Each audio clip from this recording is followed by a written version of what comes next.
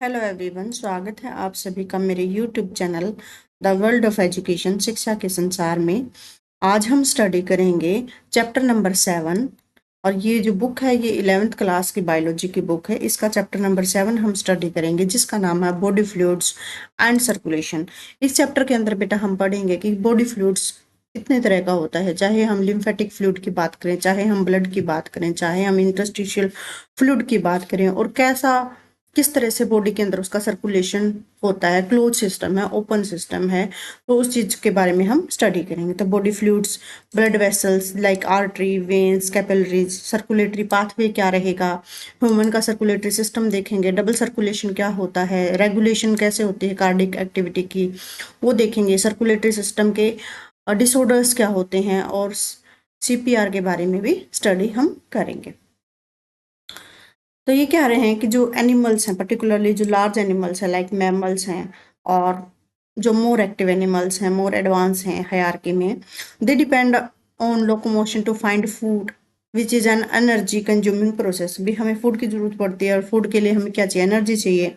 जो nervous system है वो चाहिए होता है किसके लिए, कोऑर्डिनेशन के लिए, एक्टिविटी जो हम करते हैं, नर्व इम्पल्स, स्टिमुलस को भेजना, सिग्नल रिसीव करना, कैसे रिस्पोंड करना है स्टिमुलस के अकॉर्डिंग, तो उसके लिए भी हमें क्या चाहिए, एनर्जी चाहिए। कहते हैं जितने भी लिविंग सेल्स हैं सप्लाइड विद न्यूट्रिएंट्स, भी उनको क्या चाहिए, न्यूट्रिएंट्स चाहिए, ऑक्सीजन चाहिए, और अदर सब्सटेंस चाहिए, ताकि रिमूव किए जा सके बॉडी के अंदर से ऑक्सीजन को, वेस्ट प्रोडक्ट को।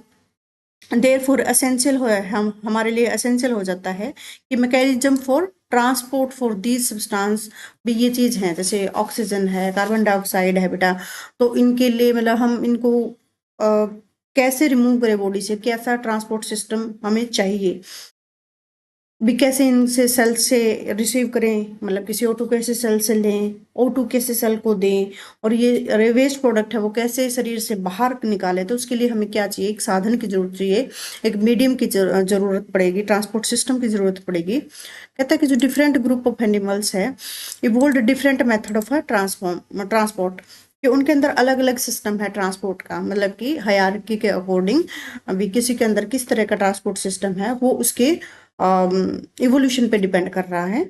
Very small organism like sponge, अगर हम स्पंज की बात करें, सिलेंट्रेटा की बात करें, उनके अंदर बेटा क्या नहीं होता, सर्कुलेटरी सिस्टम नहीं होता। Water from their surrounding enter into their body cavity, भी जो बाहर से पानी है वो उनके बॉडी कैविटी के अंदर आ जाता है, जो सेल को फैसिलिटेट करेगा कि एक्सचेंज हो जाए गैसेज का या सब्सटेंस का, किसके थ्रू, बाय सिंपल डिफ्यूजन के थ्रू। इसी तरह जो कॉम्प्लेक्स ऑर्गेनिजम्स हैं उनके अंदर स्पेशल फ्लूइड्स होता है, और वो वेल ऑर्गेनाइज ट्रांसपोर्ट सिस्टम उनके पास होता है बॉडी के अंदर, ताकि बल्क में जो बल्क फ्लो है और जो कनेक्टिविटी है वो बनी रहे। जैसे इसको इस तरह से समझो बेटा, जिसका जैसा सिस्टम है, लाइक अगर हम वैसे बात करें, अगर सपोज करो किसी का ठीक ठाक जुगाड़ है, तो उसके घर में क्या होगा, कनेक्टिविटी के लिए, मतलब उसको बाहर जाना हो ट्रांसपोर्टेशन के लिए, मतलब हो सकता है उसके पास साइकिल हो, बाइक हो। जिसका बहुत अच्छा जुगाड़ होगा तो बेटा उसके पास क्या हो सकता है, गाड़ी होगी, कार होगा, कोई टाटा समो होगी, इको होगी, है ना।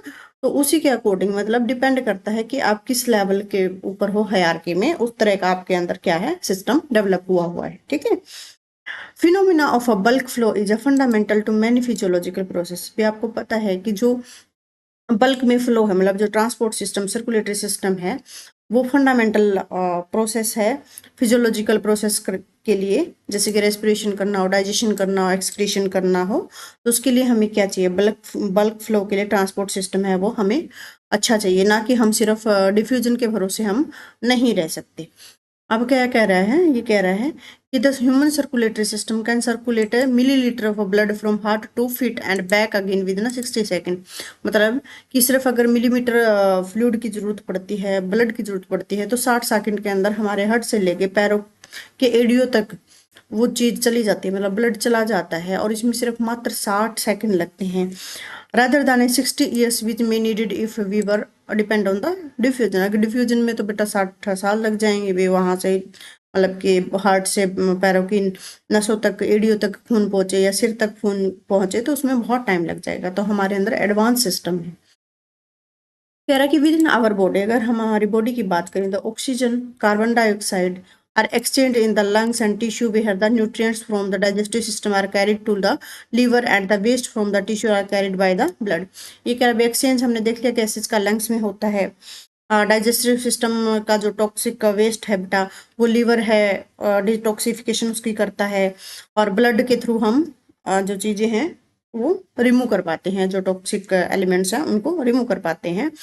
फाइनली किसका रोल होता है रिमूव करने में? किडनी का रोल होता है। ओके, एक्सक्रीटरी सिस्टम भी हम देखेंगे कैसे नाइट्रोजनस वेस्ट है, यूरिया वगैरह है, वो कैसे बाहर हम निकालते हैं। हॉर्मोन्स वो ट्रांसपोर्ट किए जाते हैं बेटा टू देयर टारगेट ऑर्गन। जैसे हमने पढ़ा था ना कि दो तरह की ग्लैंड होती हैं, एक्सोक्राइन ग्लैंड और एंडोक्राइन ग्लैंड। एक्सोक्राइन ग्लैंड बेटा जिनमें डक्ट होते हैं, एंडोक्राइन ग्लैंड जो डक्टलेस हैं, जो अपना जो केमिकल्स हैं हॉर्मोन्स है वो ब्लड में रिलीज करते हैं और ब्लड से फिर टारगेट ऑर्गन को पहुंचता है। ठीक है, ये सारे लेक्चर बेटा मैंने अपने चैनल पे डाल रखे हैं, आप वहां जाके एक बार देख सकते हो। Homeostatic regulation of the cardiovascular system maintain the flood flow, blood flow. कहता है कि जो कार्डियोवैस्कुलर सिस्टम है वो मेंटेन करके रखता है बेटा ब्लड फ्लो को, परफ्यूजन भी उसका लीकेज ना हो, हार्ट में जाना, ब्रेन के अंदर चीजें पहुंचाना, वेसोवैगल सिनकोप फेंटिंग हो जाना, इसका साइंटिफिक नाम क्या है? वेसोवैगल सिनकोप, मतलब कि कई बार हम फेंट हो जाते हैं, मतलब बिल्कुल पीले पड़ जाते हैं या हमारे अंदर खून की कमी हो जाती है। सिग्नल फ्रॉम नर्वस सिस्टम भी, नर्वस सिस्टम से सिग्नल आना कि को जो है sudden decrease in blood pressure भी, कैसे एकदम से बीपी है वो आपका कम हो जाता है, बीपी ज्यादा हो जाता है। तो ये सारी चीजें बेटा इस चैप्टर के अंदर हम पढ़ेंगे। अब हम बात कर लेते हैं बॉडी फ्लूइड्स के अंदर। तो बॉडी फ्लूइड है बेटा वो किसका बना होता है? सबसे पहले आपको ये पता होना चाहिए कि बॉडी फ्लूइड है वाटर और सब्सटेंस जो वाटर के अंदर डिजोल्व हो चुके हैं उनका बना होता है। टू टाइप्स के बॉडी फ्लूइड्स हैं बेटा, एक तो intracellular present inside the cell और extracellular present outside the cell. मतलब मान लो कि ये सेल है, इसके बाहर जो फ्लूइड है वो तो क्या आपका हो गया बेटा एक्स्ट्रा सेलुलर फ्लूइड, और जो अंदर सेल के अंदर जो फ्लूइड हो गया बेटा वो हो गया आपका इंट्रा सेलुलर फ्लूइड। ठीक है, three types of the extra cellular fluid are interstitial fluid और टिश्यू फ्लूइड। मतलब कि एक्स्ट्रा सेलुलर फ्लूइड कितने तरह का है बेटा? तीन तरह का है। इंटरस्टिशियल फ्लूइड इसको बोलते हैं, इंटरस्टिशियल फ्लूइड। एक तो आ गया आपका प्लाज्मा, ठीक है, fluid component of a blood, किसका कंपोनेंट है? ब्लड का है।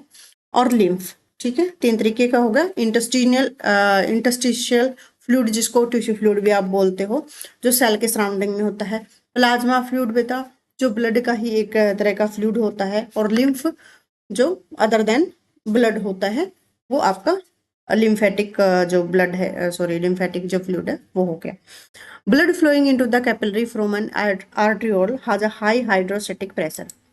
कहता है कि जो ब्लड फ्लो करता है इन कैपिलरी के अंदर आर्ट्रियोल से, कैपिलरी बेटा क्या हो जाती है? थोड़ी सी पतली हो जाती है, और पतली हो जाती हैं तो उससे क्या होगा? प्रेशर ज्यादा होगा। आपने देखा ना जितना ज्यादा मोटा पाइप होगा, अगर आप उससे पानी पानी उसके अंदर पानी डाल के देखो, जैसे आपकी नलकी लगा लो, टैप के अंदर आपने जो टूटी के अंदर एक बड़ी सी पाइप, हम वाटर पाइप लगा लेते हैं, उससे क्या होगा? पाइप के साइज पे डिपेंड करेगा कि प्रेशर पानी का कितना होगा। तो कैपिलरीज बेटा फाइन होती हैं, छोटी होती हैं, पतली होती है, तो उसमें प्रेशर है वो ज्यादा होता है ब्लड का।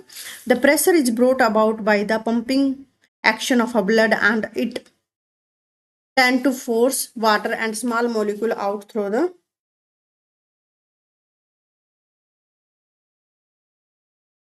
एक बार 2 मिनट होल्ड करके रखना बेटा।